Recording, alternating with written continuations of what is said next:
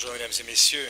Tout d'abord une petite précision peut-être que j'ai eu l'occasion de dire encore avant-hier soir lors d'un débat sur l'accueil des personnes handicapées, c'est qu'un parti politique, quel qu'il soit, n'est pas un être monocellulaire qu'il suffit de chatouiller d'un côté pour le voir avancer en bloc. Nous sommes tous, chacun ici, des missi dominici dans nos propres partis pour faire avancer une cause qui n'est pas toujours évidente à faire passer. Très brièvement, malgré tout, puisque nous sommes enthousiastes et nous vous écoutons avec beaucoup d'envie de vous aider. Les marchés publics, bien évidemment, je pense que l'effet de sensibilisation commence à porter ses fruits et les administrations publiques et les communes, sans doute en particulier les CPS, doivent davantage intégrer des clauses réservataires carrément dans les marchés publics qui limitent vraiment l'offre à présenter aux ETA et qui, dans certains cas, comme nous l'avons fait à Berchem-Saint-Agathe, ne sollicitent même pas l'entreprise privée classique mais sont bien ciblées.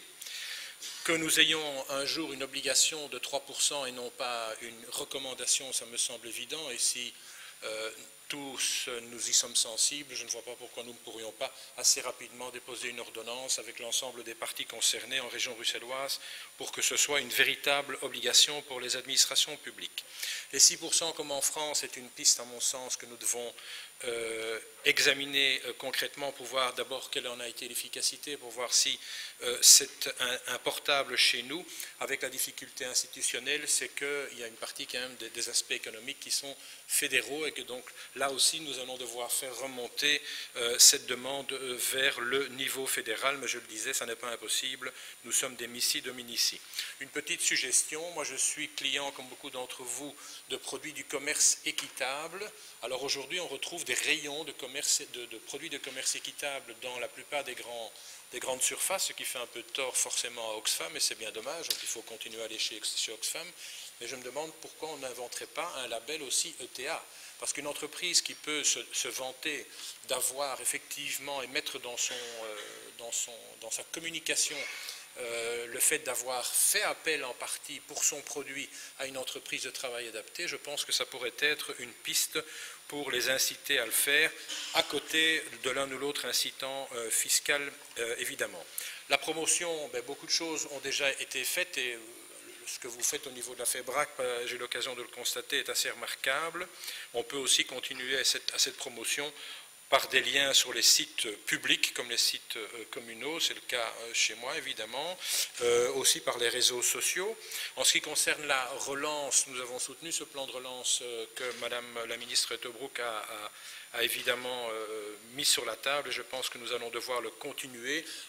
Nous avons l'espérance, pourvu que ça se fasse, il y a un accord quand même institutionnel qui intervient et qui devrait refinancer la région bruxelloise et indirectement la COCOF. Il y a peut-être un peu de moyens supplémentaires que nous pourrions aller chercher là, mais pas uniquement, je pense, au niveau des personnes handicapées, parce que c'est aussi un problème d'emploi et d'économie.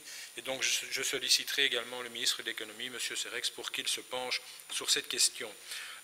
La formation, il me semble importante, le fait que des entreprises ou des entreprises publiques, des administrations puissent accueillir des stagiaires aussi, lorsque c'est possible. Moi je constate ça aussi dans ma commune où l'Institut Alexandre Herlin travaille avec l'administration communale et nous offrons des stages de formation qui me semblent importants. L'intégration de la personne handicapée dès le niveau scolaire le plus élémentaire, c'est-à-dire les maternelles, est le fondamental parce que là aussi c'est une question d'un apport pour les personnes pour gommer le plus possible la difficulté qui est la leur. Je pense que c'est une piste qu'on doit suivre dans le cadre de la création des 4000 places d'enseignement que nous allons faire en communauté française. Il y a un décret intégration. Si on parvient à avoir 10% de ces 4000 places, ça fait déjà de l'accueil aussi pour les jeunes enfants atteints d'un handicap et leur assurer une formation meilleure dès le départ. Et j'en terminerai en disant que ce que j'ai répété au début, c'est qu'un parti politique n'a pas un corps monocellulaire, mais je pense que vous avez aujourd'hui suffisamment d'interlocuteurs motivés pour faire bouger ces grosses machines.